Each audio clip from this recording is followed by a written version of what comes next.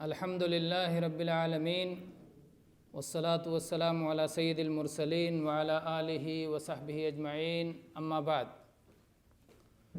اعوذ باللہ من الشیطان الرجیم وظللنا علیکم الغمام وانزلنا علیکم المن والسلوى کلوا من طیبات ما رزقناکم وما ظلمونا ولکن كانوا انفسهم یظلمون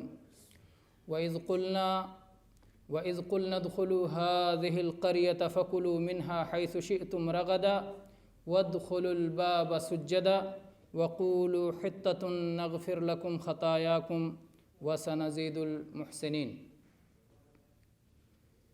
میرے قابل قدر اور قابل احترام بھائیوں، قرآن پاک کی محبت میں، اللہ کی محبت میں، رسول اللہ صلی اللہ علیہ وسلم کی محبت میں اور اللہ کے اتارے ہوئے دین کی محبت میں اس درس میں حاضر ہونے والے میرے خوش نصیب بھائیوں، آج اللہ کے فضل و کرم سے ہم سورہ بقرہ کی آیت نمبر 57 اور 58 کو پڑھیں گے اور اس میں غور و فکر کرنے کی کوشش کریں گے۔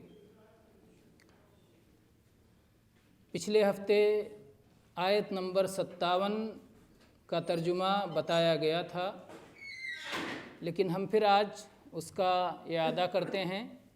اس میں بتایا گیا تھا کہ اللہ تعالیٰ نے کچھ مزید نعمتوں کا ان آیات میں ذکر کیا۔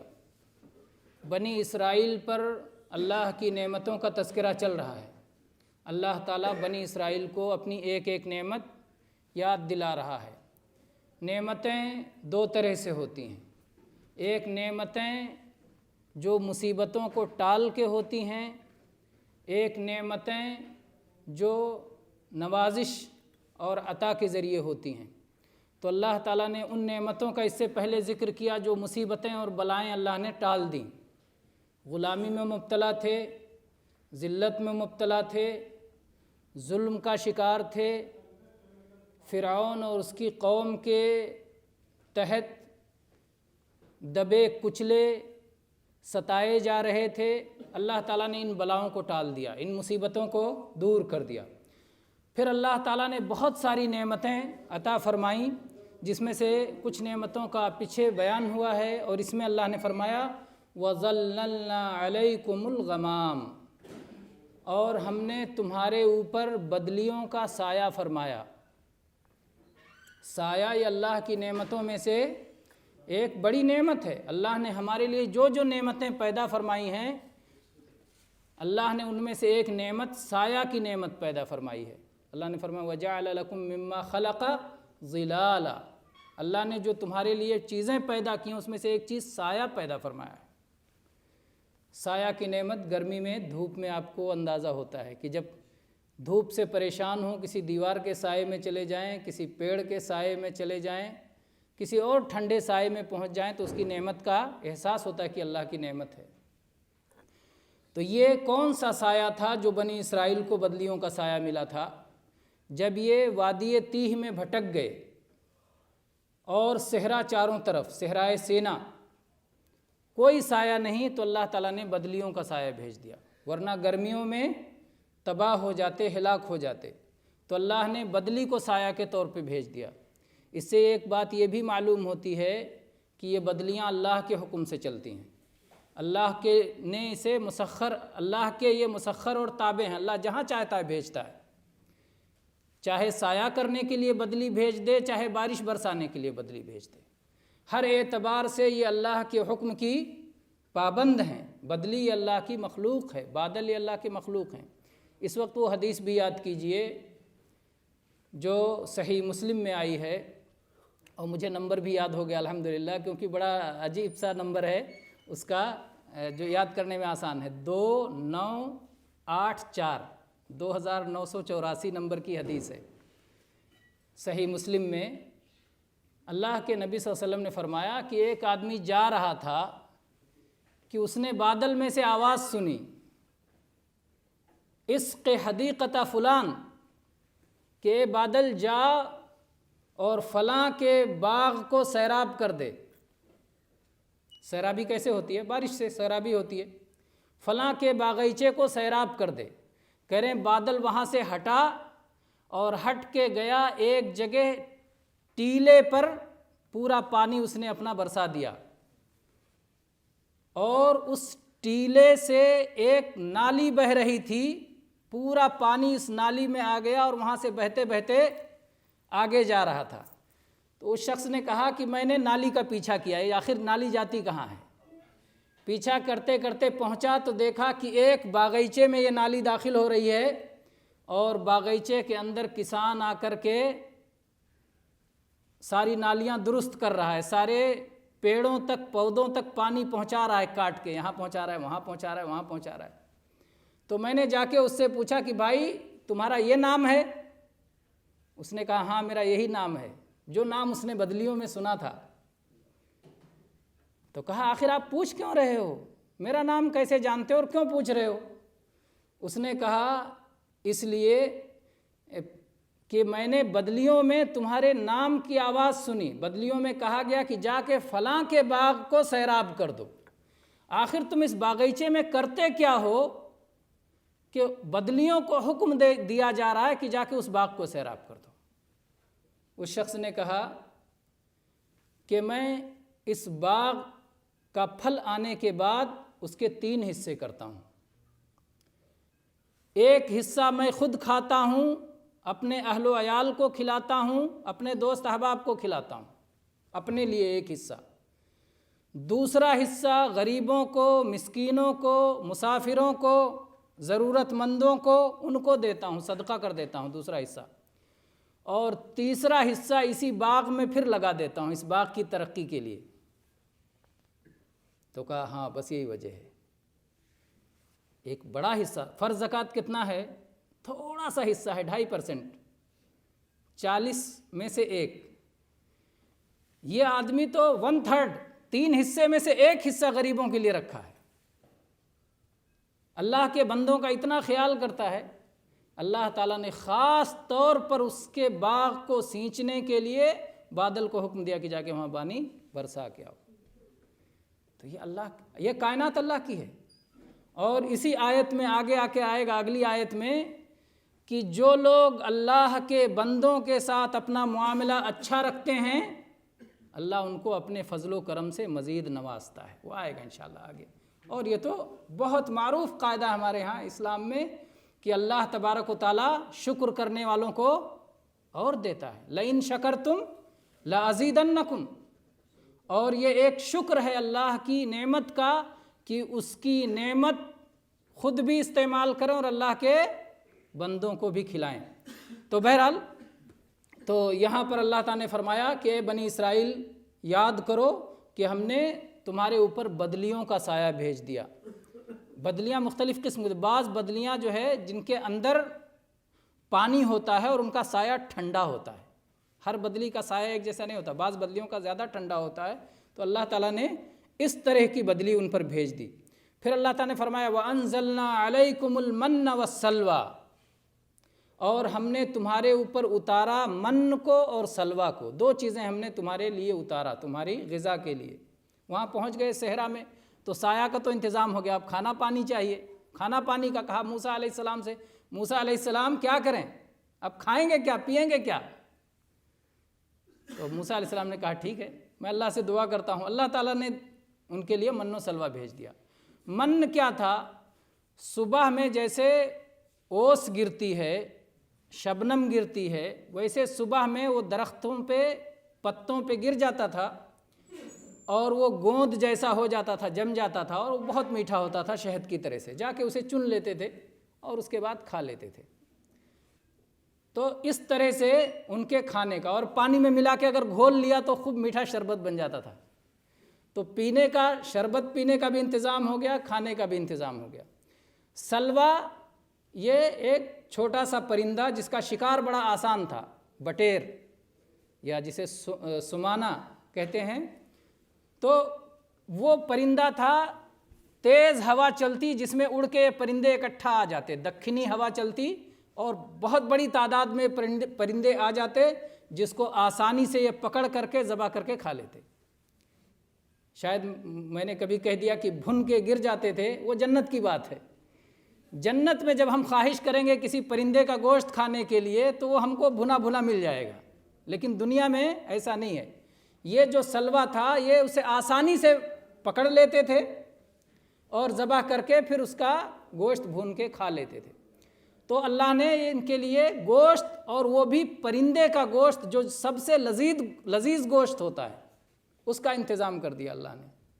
لیکن ان کی ناشکری کا حال آگے آئے گا کہ کیسے ان لوگوں نے کہا کہ گوشت کھا کھا کے اکتا گئے، من و سلوا کھا کھا کے اکتا گئے، اب لہسن چاہیے، پیاز چاہیے اور کیا کیا، وہ آگے آئے گا ذکر کہ یہ ایسے ناشکرے بندے تھے۔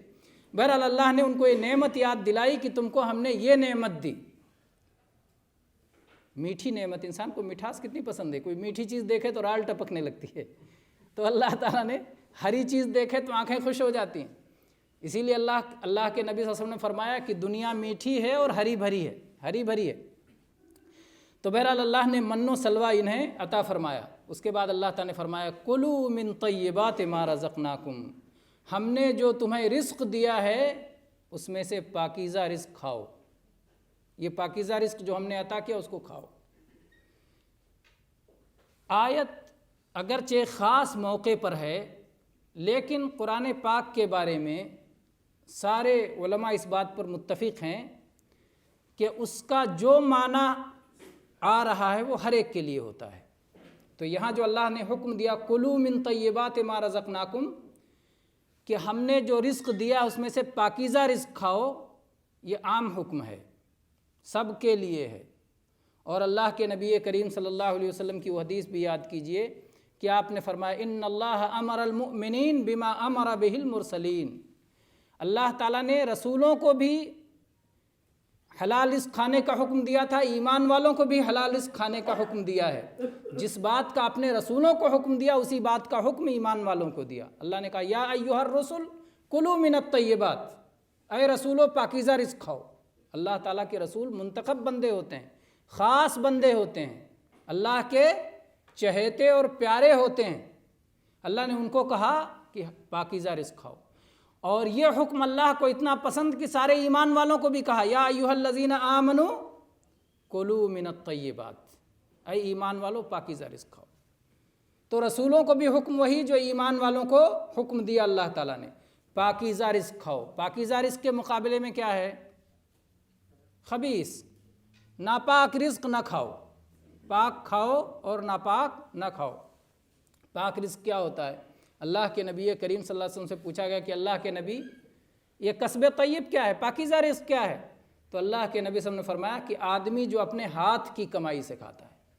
گویا پاکیزہ رزق کے بہت سارے ذرائع ہیں، لیکن اس میں سے سب سے بہترین ذریعہ کیا ہے؟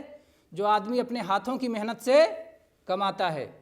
اور اللہ کے نبی داؤد علیہ السلام جو سلیمان علیہ السلام کے والد ہیں، وہ اپنے ہاتھوں کی کمائی کھاتے تھے۔ اللہ کے نبی صلی اللہ علیہ وسلم نے فرمایا یأکل من عمل یدی، اپنے ہاتھوں کی کمائی کھاتے تھے۔ تو یہ سب سے پاکیزہ رزق ہے۔ پاکیزہ رزق آپ کو وراثت میں ملتا ہے، ماں باپ نے آپ کے لیے حلال کمایا، جمع کیا، چھوڑا، وراثت میں مل گیا۔ کسی نے آپ کو ہدیہ دیا، گفٹ دیا، کوئی صدقہ کا مستحق ہے اسے صدقہ دیا گیا، اس کے لیے حلال ہے۔ یہ سب حلال کی صورتیں ہیں۔ تجارت کے ذریعے سے جو اسے کمائی ہو رہی ہے حلال کی صورتیں ہیں۔ تو حلال کی بہت ساری صورتیں ہیں۔ حلال رزق کھانے کا اللہ نے حکم دیا ہے اور حرام سے بچنے کا حکم دیا، حرام مت کھاؤ۔ حرام دو طرح کا ہوتا ہے، ایک تو حرام ذاتی طور پر جو ہر ایک کے لیے حرام ہے۔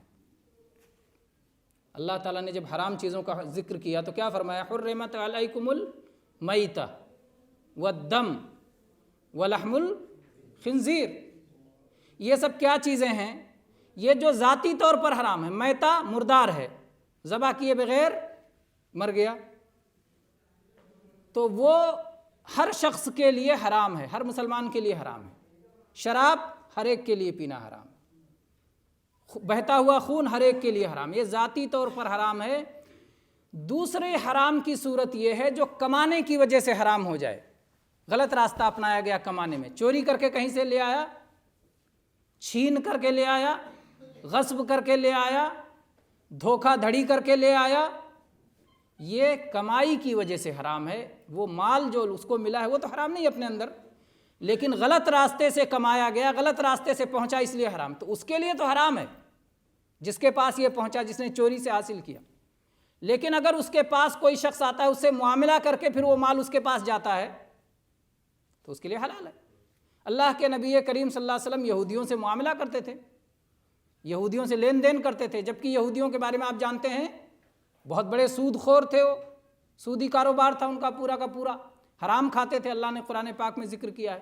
لیکن اللہ کے نبی صلی اللہ علیہ وسلم کا ان سے لین دین تھا، تو گویا وہ مال فی نفس ہی حرام نہیں، کمانے کی وجہ سے حرام ہے، یعنی ایک آدمی کی کمائی حرام ہے۔ اگر ایک شخص اس کے پاس مہمان پہنچا اور مہمان کا حق ہے میزبان کے اوپر، اب اگر اسے وہ کھلاتا یا پلاتا ہے تو مہمان کے لیے تھوڑی حرام ہے، مہمان کے حساب سے اس کے لیے حلال ہے۔ حرام اس کے لیے تھا جس نے اس کو حرام طریقے سے کمایا۔ تو یہ فرق ہمارے ذہن میں رہنا چاہیے کہ حلال کھانا ہے اور حرام سے بچنا ہے۔ حلال اگر کھاتے ہیں تو اللہ تبارک و تعالی ہماری دعائیں قبول فرماتا ہے، اور اگر حلال میں حرام کی آمیزش ہو جاتی ہے تو یہ بہت بڑی رکاوٹ ہے دعاؤں کی قبولیت کے لیے۔ بہت سارے لوگ شکایت کرتے ہیں کہ دعائیں کرتے ہیں قبول نہیں ہوتی، ڈھونڈنا چاہیے کیا کوئی رکاوٹ تو نہیں ہے۔ اللہ کے نبی کریم صلی اللہ علیہ وسلم نے جب یہ بتایا کہ اللہ نے ایمان والوں کو اور رسولوں کو سب کو حلال کھانے کا حکم دیا ہے، پھر اللہ کے نبی صلی اللہ علیہ وسلم نے فرمایا کہ ایک شخص ہے، سفر میں ہے، پریشان حال ہے، پراگندہ بال ہے، بال بکھرے ہوئے، میلے کچیلے کپڑے پہنے ہوئے، پریشان، ہاتھوں کو اٹھا کر کے اللہ سے دعا کرتا ہے، یا رب یا رب یا رب۔ اللہ کے نبی صلی اللہ علیہ وسلم فرماتے ہیں اس کا کھانا حرام، اس کا پینا حرام، اس کی پرورش حرام سے ہوئی ہے، اس کا لباس حرام ہے، کہاں سے اس کی دعا قبول ہو؟ جبکہ دعا کی قبولیت کی کتنی ساری امیدوں والی چیز جن سے دعا کی قبولیت کی امید بڑھ جاتی ہے اس کے پاس ہے۔ مسافر کی دعا قبول ہوتی ہے،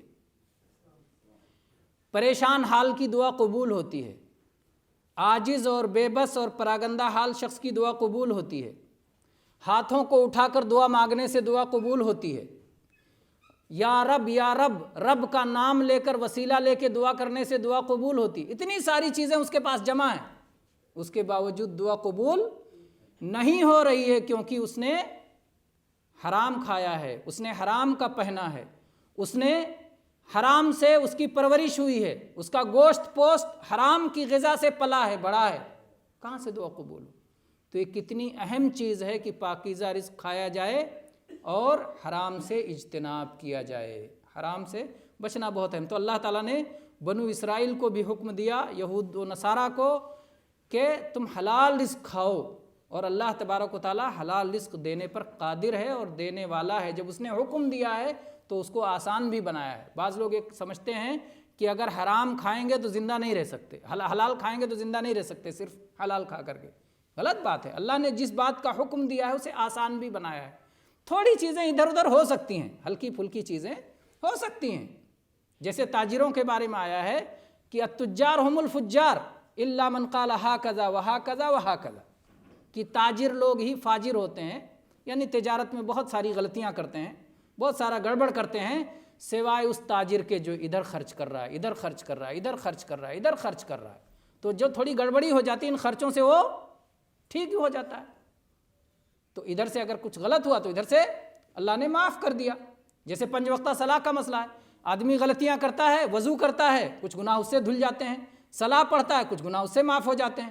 تو اس طرح سے جو آدمی نیکیاں کرتا رہتا ہے، برائیوں کے مٹنے کا سامان ہوتا رہتا ہے، لیکن جو برائیوں ہی میں لت پت ہے اور نیکیاں اس کو مٹانے کے لیے اس کے پاس ہیں ہی نہیں، تو بہت خطرناک چیز ہے۔ تو بہرحال اللہ تعالیٰ نے فرمایا کلوا من طیبات ما رزقناکم، اے بنی اسرائیل جو ہم نے تمہیں رزق دیا ہے اس میں سے پاکیزہ رزق کھاؤ۔ اللہ نے فرمایا وما ظلمونا، اور ان لوگوں نے ہم پر کوئی ظلم نہیں کیا، ولیکن کانوا انفسہم یظلمون، لیکن وہ خود اپنے آپ پر ہی ظلم کیا کرتے تھے۔ یعنی اللہ تعالیٰ کے ان حکموں کی جب انہوں نے مخالفت کی، جب انہوں نے نافرمانی کی، جب انہوں نے عمل نیک نہیں کیا تو اللہ پر ظلم نہیں کیا، اپنے آپ پہ ظلم کیا۔ اس لیے کہ کسی کی نافرمانی سے اللہ کا کچھ بگڑنے والا ہے؟ اللہ کا کچھ بگڑنے والا نہیں ہے، نافرمانی سے اسی کا اپنا بگڑتا ہے۔ چنانچہ آپ وہ حدیث یاد کیجئے ابو ذر رضی اللہ عنہ کی۔ ابو ذر رضی اللہ عنہ فرماتے ہیں، صحیح مسلم کی حدیث، کہ نبی کریم صلی اللہ علیہ وسلم نے فرمایا کہ اللہ تعالیٰ فرماتا ہے، یا عبادی کلکم جائع الا من اطعمتہ فاستطعمونی اطعمکم، یا عبادی کلکم عار الا من کسوتہ فاستکسونی اکسکم، یا عبادی کلکم ضال الا من ہدیتہ فاستہدونی اہدکم، یا عبادی انکم تخطئون باللیل والنہار وانا اغفر الذنوب جميعا فاستغفرونی اغفر لکم، یا عبادی لو ان اولکم وآخرکم وانسکم وجنکم کانوا علی افجر قلب رجل واحد منکم ما نقص ذلك من ملکی شیئا، یا عبادی لو ان اولکم وآخرکم وانسکم وجنکم کانوا علی اتقى قلب رجل واحد منکم ما زاد ذلك فی ملکی شیئا، یا عبادی لو ان اولکم وآخرکم وانسکم وجنکم قاموا فی سعید واحد فسألونی ثم اعطیت کل واحد منہم مسألته ما نقص ذلك من ملکی شیئا الا کما ينقص المخیط اذا ادخل البحر، یا عبادی انکم لن تبلغوا نفعی فتنفعونی ولن تبلغوا ضری فتضرونی، یا عبادی انما ہی اعمالکم احصیها لکم فمن وجد خیرا فلیحمد اللہ ومن وجد غیر ذلك فلا یلومن الا نفسہ۔ بہت عظیم الشان حدیث۔ اللہ تعالیٰ فرماتا ہے کہ اے میرے بندو، تم سب کے سب بھوکے ہو سوائے اس کے جسے میں کھانا کھلاؤں، مجھ سے کھانا مانگو میں کھانا کھلاؤں گا۔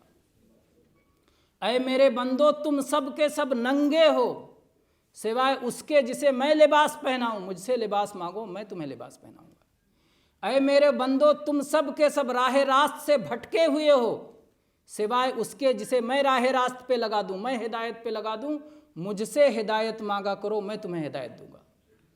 اے میرے بندو، تم سب کے سب دن اور رات غلطیاں کرتے ہو اور میرے سوا کوئی غلطیوں کا معاف کرنے والا نہیں ہے، اس لیے مجھ سے معافی مانگا کرو میں تمہاری ساری غلطیوں کو معاف کروں گا۔ اے میرے بندو، اگر تمہارے سارے اگلے اور سارے پچھلے اور سارے انسان اور سارے جنات سب کے سب تم میں جو سب سے برا انسان ہے اس کے جیسے ہو جائیں تو میری بادشاہت میں کوئی کمی ہونے والی نہیں ہے، اور تمہارے سارے اگلے اور سارے پچھلے اور سارے انسان اور سارے جنات اگر تمہارے میں جو سب سے متقی انسان ہے، سب سے پرہیزگار انسان ہے، اس کے جیسے ہو جائیں تو میری بادشاہت میں کوئی زیادتی ہونے والی نہیں ہے، میری بادشاہت میں کوئی اضافہ ہونے والا نہیں ہے۔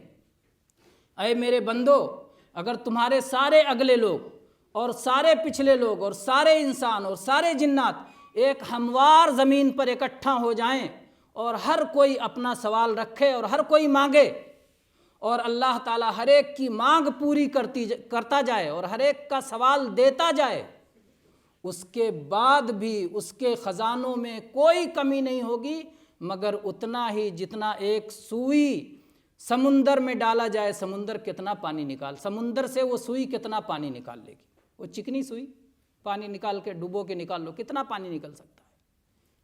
اور اللہ تعالیٰ نے کہا کہ اے میرے بندو، تمہاری رسائی، تمہاری پہنچ اتنی نہیں ہو سکتی کہ تم مجھے نفع پہنچا دو، اور تمہاری رسائی اتنی نہیں ہو سکتی کہ تم مجھے نقصان پہنچا دو۔ میرے بندو، جو کچھ تم کر رہے ہو یہ تمہارے ہی اعمال ہیں جنہیں میں گن گن کے رکھتا ہوں، شمار کر کے رکھتا ہوں، اسے ہی میں تمہیں واپس لوٹاؤں گا۔ جس کو خیر ملے وہ الحمدللہ کہے، اور جسے خیر کے علاوہ کچھ ملے وہ اپنے آپ ہی کی ملامت کرے، یعنی اس نے غلطی کی ہے اس وجہ سے اس کو خیر نہیں کچھ اور مل رہا ہے۔ تو اللہ تبارک و تعالیٰ نے دنیا میں ایک نظام رکھ دیا ہے کہ ایسا کرو گے اس کا بدلہ ایسا ہوگا۔ پانی میں شکر ڈالو گے پانی میٹھا ہوگا، اور پانی میں مرچ ملاؤ گے تو پانی کڑوا ہوگا، تلخ ہوگا، تیکھا ہوگا۔ جیسا آپ کرو گے ویسا آپ کے سامنے نتیجہ آنے والا ہے۔ تو اللہ تعالیٰ نے کہا وما ظلمونا ولکن کانوا انفسہم یظلمون، یہ بنو اسرائیل کے لوگ جو اللہ کی نافرمانی کرتے تھے، اللہ پہ ظلم نہیں کیا، اپنے آپ پہ ظلم کیا، خود پہ ظلم کیا۔ پھر اللہ تعالیٰ نے اس کے بعد اگلی آیت میں فرمایا وَإِذْ قُلْنَا ادْخُلُوا هَٰذِهِ الْقَرْيَةَ، اور وہ وقت بھی یاد کرو بنی اسرائیل کے لوگوں، کیا تمہاری نصیحت کے لیے یہ کافی نہیں ہے کہ جب ہم نے تم سے کہا اس بستی میں داخل ہو جاؤ فتح مند بن کے، فاتحانہ شان سے اس مسجد میں، اس بستی میں داخل ہو جاؤ، فَكُلُوا مِنْهَا حَيْثُ شِئْتُمْ رَغَدًا، اور اس بستی کو ہم تمہارا وطن بنا دیں گے، بستی بنا دیں گے، تمہاری رہائش کی جگہ بنا دیں گے، جہاں چاہو جب چاہو جس وقت سے چاہو مزے کے ساتھ فراغت کے ساتھ بلا روک ٹوک کے کھاؤ پیو۔ لیکن ایک بات یاد رہے وَادْخُلُوا الْبَابَ سُجَّدًا، جب دروازے سے داخل ہونا تو سجدہ کر کے داخل ہونا، وَقُولُوا حِطَّةٌ، اور کہنا یا اللہ معاف کر دے، نغفر لکم خطایاکم، ہم تمہاری ساری غلطیوں کو معاف کر دیں گے، وسنزید المحسنین، اور اچھا عمل کرنے والوں کو ہم مزید عطا کریں گے۔ اللہ تعالیٰ نے بیت المقدس کی بستی کو کہا کہ تم جاؤ اسے فتح کر لو، ہم نے پہلے سے فتح کی بشارت دے دی، فتح کر کے داخل ہو جاؤ، یہ تمہارے لیے ہے۔ لیکن یاد رہے جب اس بستی میں جانا تو فتح کے غرور میں مبتلا ہو کر کے مفتوحین پہ ظلم نہیں کرنا۔ ان کی بستی میں جا رہے ہو جن کو تم نے فتح کر لیا ہے کہ جاؤ انہیں مارو پیٹو ستاؤ ظلم کرو قتل و خونریزی کرو، نہیں، ایسا نہیں کرنا، بلکہ کیا کرنا، دروازے سے جانا سجدہ کر کے جانا، عاجزی کے ساتھ جانا، یہ عملی عاجزی، عمل کے ذریعے اللہ کو سجدہ کر کے جاؤ، جھکے ہوئے رہو، چیز ہو گئی۔ اور دوسری چیز اللہ نے کہا کہ قولی چیز زبان سے کہو، حتہ حتہ، آپ لوگ عرب میں رہتے ہیں کہتے ہیں نا حت حت، رکھ دو اس کو، ہے نا، تو حتہ یا اللہ میرے گناہوں کو الگ رکھ دے، معاف کر دے، ہٹا دے، یہ معنی تھا کہ یا اللہ میرے گناہوں کو معاف کر دے، یہ کہتے جاؤ۔ اللہ نے کہا تم یہ عمل کرو گے تو ہم سارے گناہوں کو معاف کر دیں گے، اور کھانے کے لیے پینے کے لیے مزے سے ساری چیزیں ہم نے جائز کر دیں تمہارے لیے، اس میں کوئی ممنوع نہیں ہے کہ اس بستی میں جا کے یہ نہیں کھانا وہ نہیں کھانا، ایسا کچھ ہم نے نہیں رکھا ہے۔ اور ہم احسان کرنے والوں کو، حسن سلوک کرنے والوں کو مزید عطا کریں گے، یہ اللہ تعالیٰ نے انہیں حکم دیا۔ لیکن ان لوگوں نے کیا کیا؟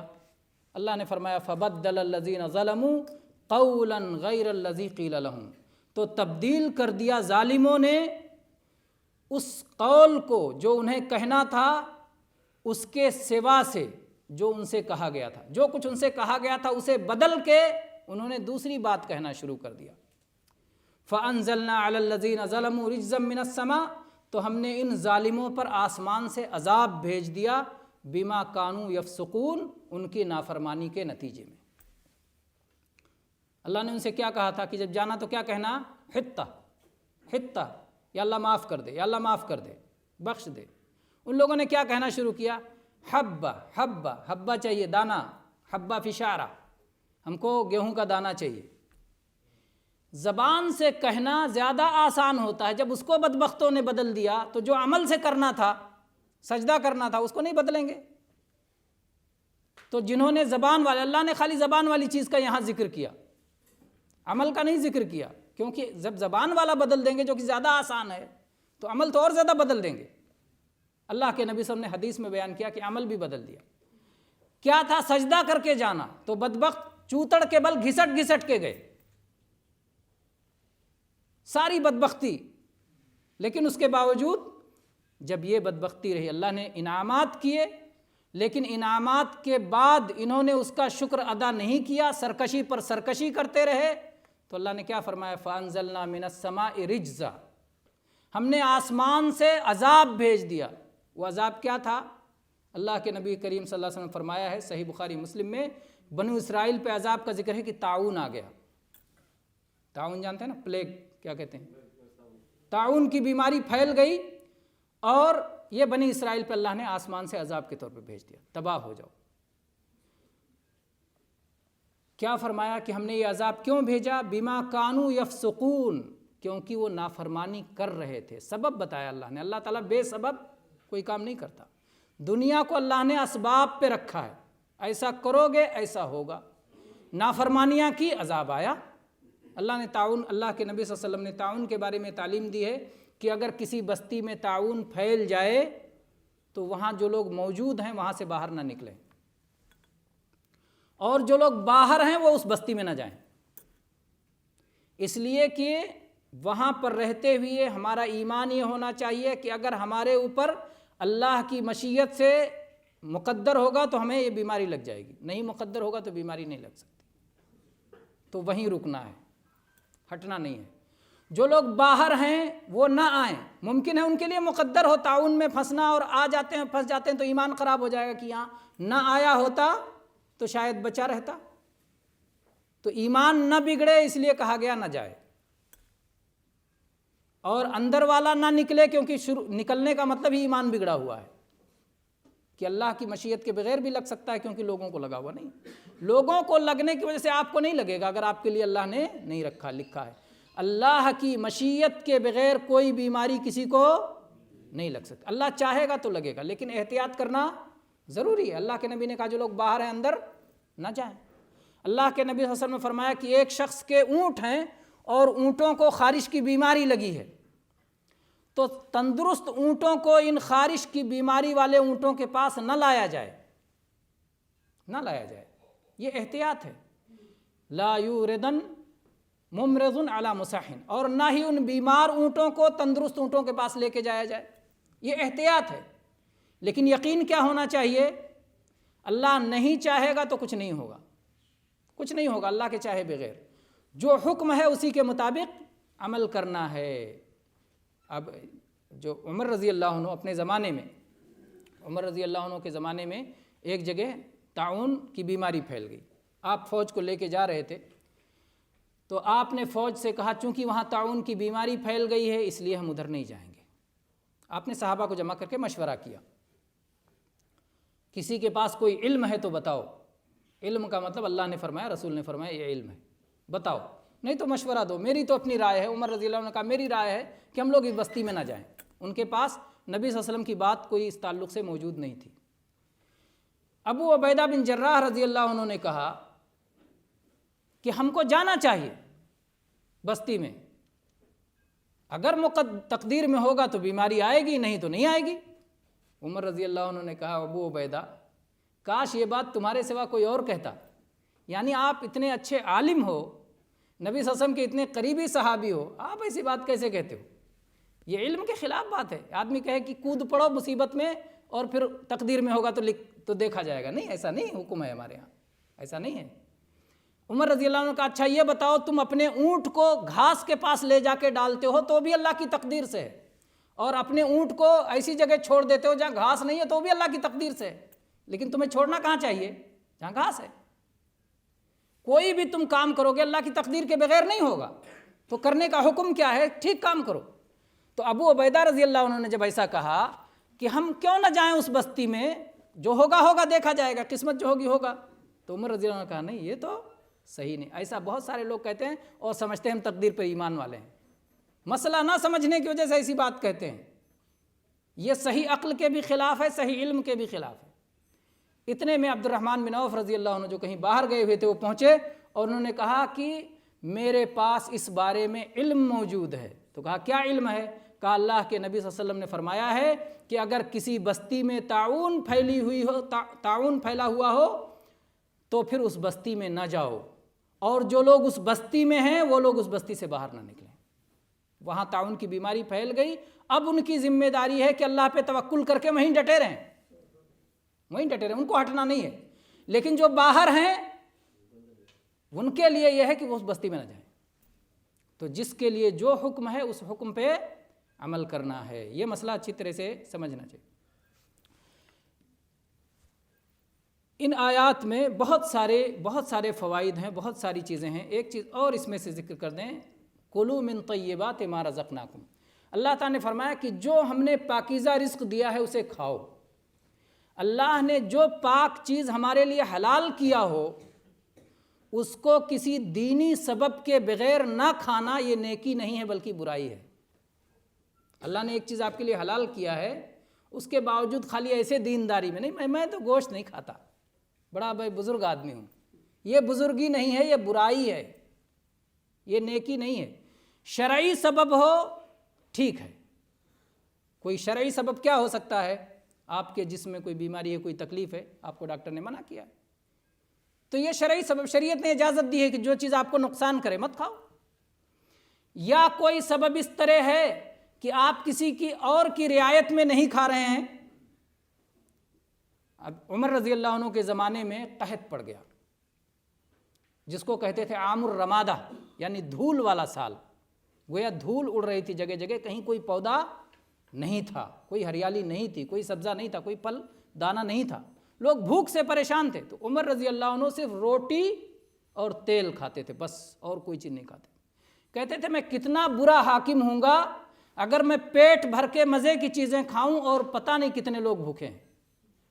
تو یہ لوگوں کا خیال کر کے نہیں کھاتے تھے، اس لیے نہیں کہ اللہ کی حلال چیز کو نہیں کھانا چاہتے تھے۔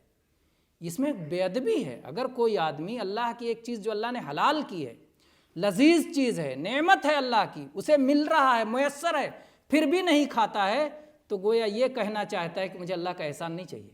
یہی تو ہوا، اللہ نے احسان کیا کہ دیا ہے تم کو اور حلال بھی کیا ہے، یہ اللہ کا احسان ہے۔ تو اللہ نے دیا بھی ہے، حلال بھی کیا ہے، پھر بھی آپ نہیں کھا رہے ہو، تو اس کا مطلب آپ یہ کہہ رہے ہو کہ مجھے اللہ کا احسان نہیں چاہیے۔ نہیں، اللہ نے دیا ہے، اچھا کھانے کے لیے دیا ہے، اچھا پہننے کے لیے دیا ہے، تو اچھا کھاؤ اور اچھا پہنو، جائز ہے، اس کو ناجائز نہ بناؤ، اس سے بچنے میں کوئی بزرگی نہیں ہے۔ جیسے بہت سارے لوگ کہتے ہیں کہ 40 سال سے خالی ستو پہ گزارا کیا، اس طرح کی خرافات یہ قرآن و سنت کی تعلیم نہیں ہے۔ اللہ نے دیا ہے تو اچھا کھاؤ اور اچھا پہنو۔ ہاں، اگر یہ ہے کسی کو ڈر لگ رہا ہے کہ میں اگر اس طرح کے بہت زیادہ کھانے پینے لگوں گا تو کہیں ایسا نہ ہو کہ دنیا ہی میں میرا دل لگنے لگے اور آخرت کی نعمتوں کو بھول جاؤں، تو دوسری بات ہے۔ اس وقت جو ہے آپ کو سوچنا چاہیے کہ اس آیت کو یاد کرنا چاہیے جس میں اللہ تعالیٰ نے فرمایا اذہبتم طیباتکم فی حیاتکم الدنیا، کہ جتنا تمہارے پاس تھا تم نے اپنی ساری نیکیوں کو تو دنیا ہی میں استعمال کر لیا، کھا پی لیا۔ اگر یہ خطرہ لگنے لگے کہ مجھے اتنی نعمت مل رہی ہے اور اتنا میں استعمال کر رہا ہوں، ایسا نہ ہو کہ سارا ثواب میں دنیا ہی میں ختم کر لوں، اگر یہ خطرہ لگے تب تھوڑا کم کر دو۔ نہیں، حلال کھاؤ لیکن اس میں بھی مبالغہ نہ ہو۔ بہرحال آج کے درس کے لیے اتنا کافی ہے۔ اللہ تعالیٰ سے دعا ہے کہ اللہ تبارک و تعالیٰ ہم سب کو قرآن پاک اور اپنا دین اسلام اور محمد صلی اللہ علیہ وسلم کی شریعت کو سمجھنے کی اور اس کے مطابق عمل کرنے کی توفیق عطا فرمائے، اور اللہ تبارک و تعالیٰ اسے ہم سے قبول فرمائے، ہمیں اسے پھیلانے اور نشر کرنے کی اور آگے تک پہنچانے کی بھی توفیق عطا فرمائے۔ آمین۔ وآخر دعوانا ان الحمد للہ رب العالمین۔